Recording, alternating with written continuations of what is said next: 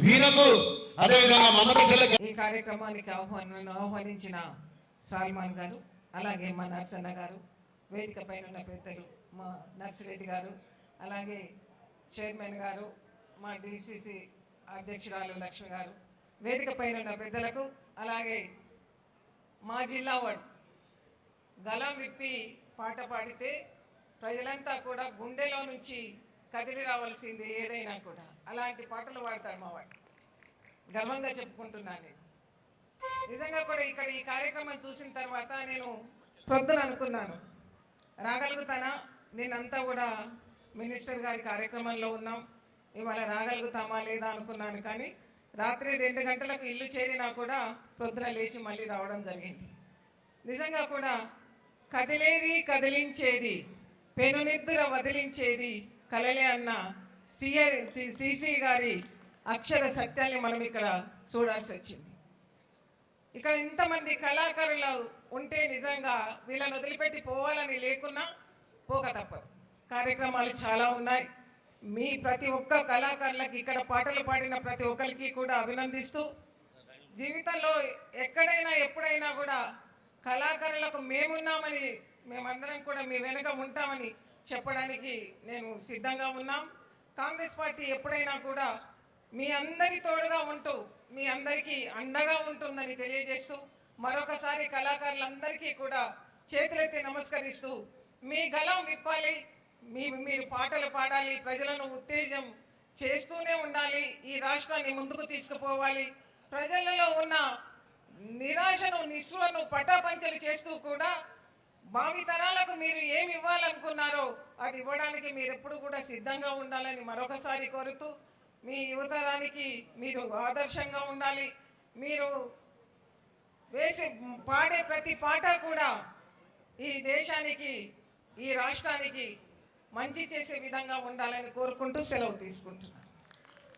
Thank you madam. అంత దూరం వచ్చినందుకు ఆ యొక్క దేవి యొక్క కృప మీ పైన ఉండాలని కోరుకుంటూ, నిజంగా ఒక విషయం చెప్పాలంటే, ఈ కార్యక్రమం మేము మొదలుపెట్టినాక మొట్టమొదటిసారిగా మా ఆప్త అన్న దగ్గరికి పోయి, కుత్బుల్లాపూర్లో ఈ ప్రోగ్రాం చేస్తున్నాం మేము కళాకారులము, రాష్ట్రంలో మాకు ఎంత పేరు ఉండొచ్చు, కేంద్రంలో ఉండొచ్చు, కానీ ఎక్కడైనా లోకల్ కాబట్టి మేము ఇక్కడ లోకల్ బిడ్డలో మేము ప్రోగ్రాం చేసుకుంటామంటే అతి పెద్దగా మాకు దయ ఉంచి మా యొక్క తనని చూపు చూసి మమ్మల్ని సహకరించిన మొట్టమొదటి వ్యక్తి భూపతన్న. అన్నకు చప్పలు గట్టి కొట్టాలి. నేను ఒక ప్రోగ్రాంకు మనం పోయినప్పుడు నేను పాట పాడిన తర్వాత అన్నాడు, నువ్వు అన్న ఫ్యూచర్లో ఏ ప్రోగ్రాం మొదలుపెట్టినా నా దగ్గరికి రా, నేను నా తోడుందని చెప్పిండు. అదేవిధంగా పోయినా అదేవిధంగా సహకరించిండు. ఈ యొక్క దిగ్విజయం లోపల అన్న పాత్ర కూడా ఉంటుందని చెప్తూ, ప్రజల కొరకు పాటు పడే కళాకారులం, పగలు రాత్రి వెలుగునిచ్చే సూర్య చంద్రులం, జోల పాట పాడి అమ్మ పాట నేర్పెనా, ఊయలలో ఊపి నిన్ను ఊరడించెనా, అమ్మ రుణం తీర్చే శక్తి లేకపోయినా నా రచనే అమ్మ పాట రుణము తీర్చునా, ప్రజల కొరకు పాటు కళాకారులు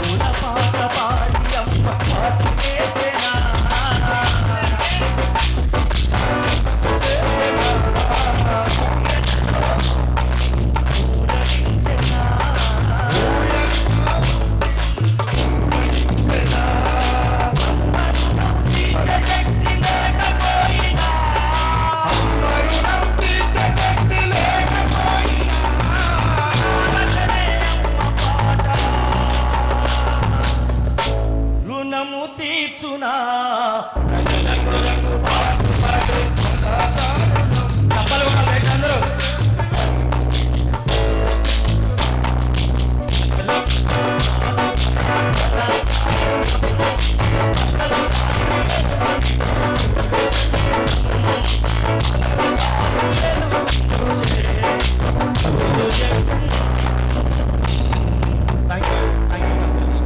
థ్యాంక్ యూ అన్న. అదేవిధంగా మా సాంస్కృతిక సేన రాష్ట్ర అధ్యక్షులు చక్కా రగన్నను, అదేవిధంగా లక్ష్మక్క గారిని, పుష్పక్క గారిని ఒక నిమిషం ఉండవలసిన కోరుకుంటూ వారికి